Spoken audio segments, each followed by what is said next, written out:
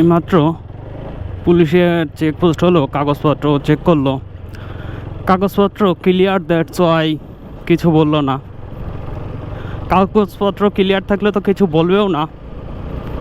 আর ছিল না looking glass, বললাম যে লুকিং গ্লাস ভেঙে গেছে, এখন কিনতে হবে।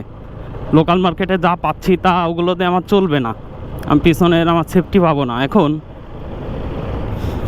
তারা ছেড়ে দিল, কাগজপত্র কমপ্লিট থাকলে কাউকে কিছু বলবে না। আর সামনে একটা ডিসকভার গাড়ি, ওইটা হয়তো বা ডাম্পিংয়ে দিবে, কাগজপত্র ক্লিয়ার নাই, চলে যাচ্ছে। একজন কনস্টেবল দিয়ে ওটা পাঠিয়ে দিল, ওটা হয়তো বা ডাম্পিংয়ে দেবে। এই যে কাগজপত্র কমপ্লিট থাকলে চেক করলে ছিঁড়ে দিলে একটা মজা আছে, হ্যাঁ, কোনো সমস্যা নাই। আপনার পেপারস অল কমপ্লিট থাকলে আপনার কোনো হয়রানিও নাই। অনেক পুলিশে হয়রানি করে, আবার অনেকের কাগজপত্র না থাকলে আবার অনেকেই আপনার মামা খালুদের সুপারিশ দেয়।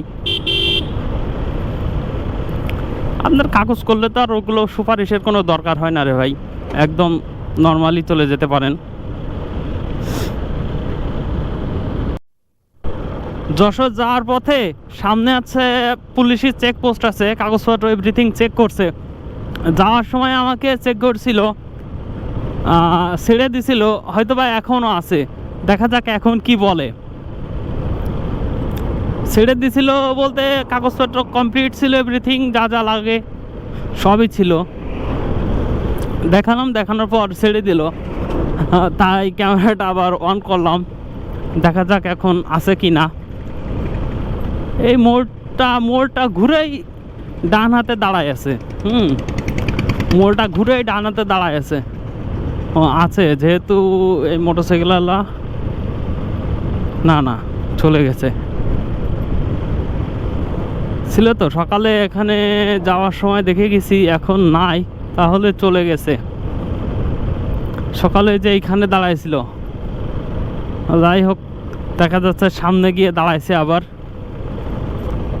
এরকম মনে হয় চলবে হচ্ছে আপনার নির্বাচন পর্যন্ত। যশোর মাগুরা হাইওয়ে রোড, যখন এই রাস্তার মানে পাশে যে গাছগুলো রয়েছে, গাছে যখন সবুজ পাতা থাকে, তখন যে এই রাস্তার ভিউটা কি সুন্দর আসে আপনাদের বলে বোঝাতে পারবো না। যারা এই পাশ দিয়ে চলাচল করেছে তারা জানে, যখন সবুজ পাতা থাকে তখন খুব সুন্দর লাগে।